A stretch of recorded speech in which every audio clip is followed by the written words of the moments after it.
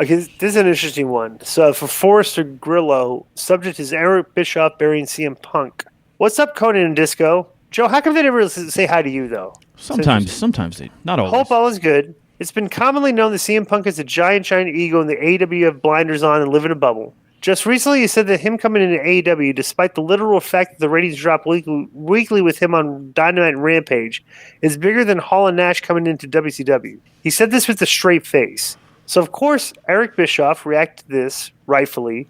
The video is 10 minutes long, but chill out, Disco. It's only the first 90 seconds that you would need to hear. Konnan and Disco, what do you think? Also, is there something wrong with Tony Khan's brain? He keeps boasting about the demo like it matters. It doesn't. The numbers matter, and AEW's numbers are bad. He's a all right, this sounds like a guy. So this sounds like a Russo brand member. Yeah, I wonder if he's an AEW. Let's listen to the first 90 seconds because I would because I agree with Eric. I don't even know what he's saying because like there's nothing.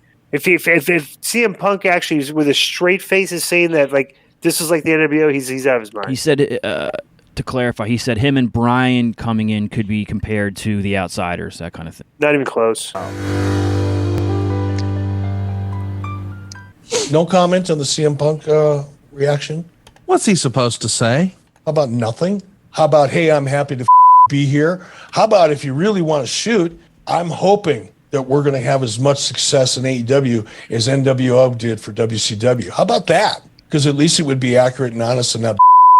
But it's also unrealistic. Nobody's ever going to have the success of the NWO. You said it, not me.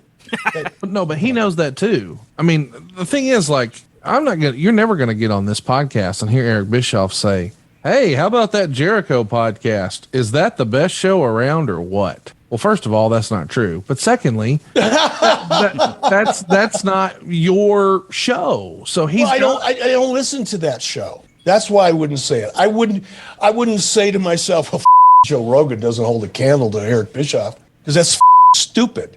Right. Just as stupid is saying that, the addition of the aforementioned talent was a bigger deal than the NWO and WCW. That's just, whatever credibility Punk had in that moment. I'm not going to hold it against him for life. I don't know CM Punk. I've never had a conversation with him. I've never shook his hand. Have nothing against him. I'm excited as hell for him, by the way. I've put him over. I've talked about how a great job AEW's done with him and the impact that it's had. It's lit a fire under WWE's ass. Oh, by the way, all true, all factual, not.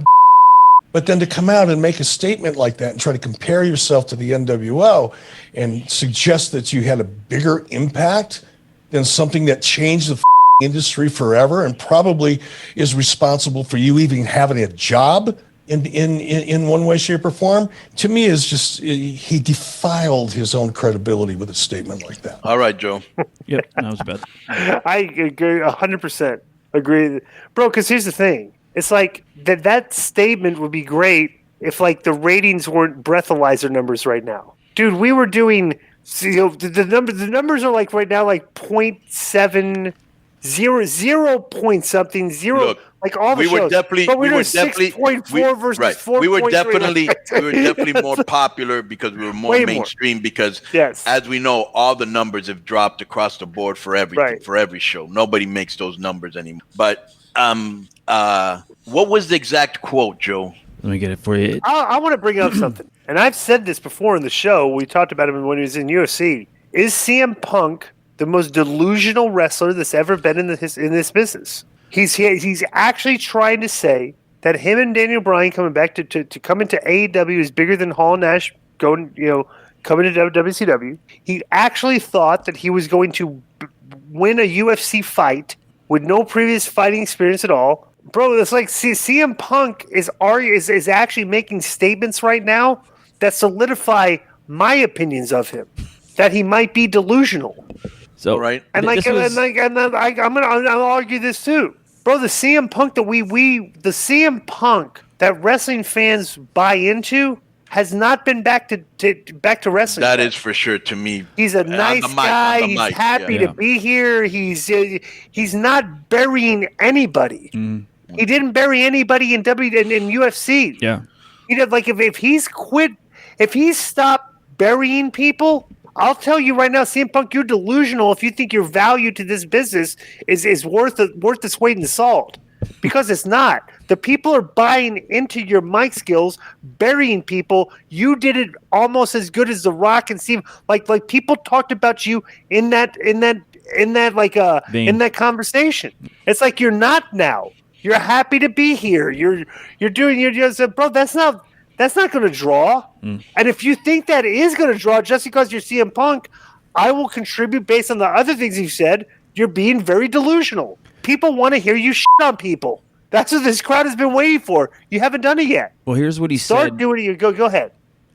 So it was the all-out post-show media scrum. And Punk, this is the Sports Rush. Punk compares Adam Cole and Bryan Danielson and their debuts to the Outsiders. Obviously, I think it's going to be very impactful. I'm not personally in the business of a war for competing. I know who competition is and who competition isn't. To me, we focus on ourselves, we focus on the talent we have, and we focus on the people in the building, and I think that's how we grow. It's not about throwing stones, and I know TNT loves ratings. I know everyone's going to look at stuff and compare the two. For a company that's only been around for 2 years, I think they're doing great, and if you're competing with someone on another night that's got a 30-year head start, well, that's fine, but to me, our competition is our audience. As long as we keep them engaged and keep them happy to bring it back around, that's not what we're doing. I'm not Hogan, I'm not Savage, Daniel Bryan and Adam Cole, they're not the Outsiders. I see the parallels. This is totally different, and I'll go ahead and say it, and people can quote me, and they'll be pissed off about it. To me, this is bigger. There you go. I mean... Well, we're either going to believe CM Punk or we're going to believe me.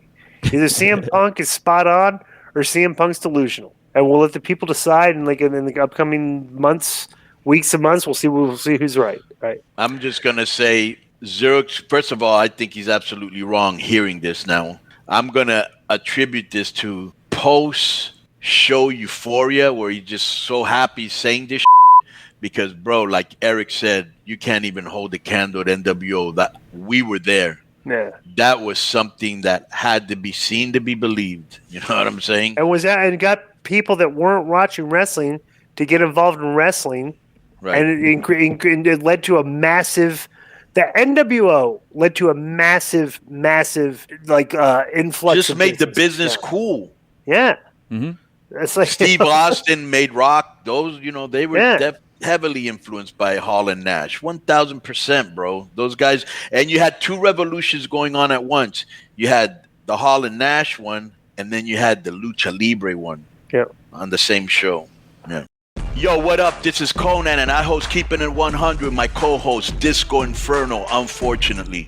Well, I'd say you're my co-host. Listen, every Thursday here on Spreaker, we talk pro wrestling, sports, movies, music, TV, pop culture, and some politics. It's everything the rest of the pro wrestling podcasts are not. Tune in to hear myself, the superior one, educate and inform. Tune in to hear me bury Disco.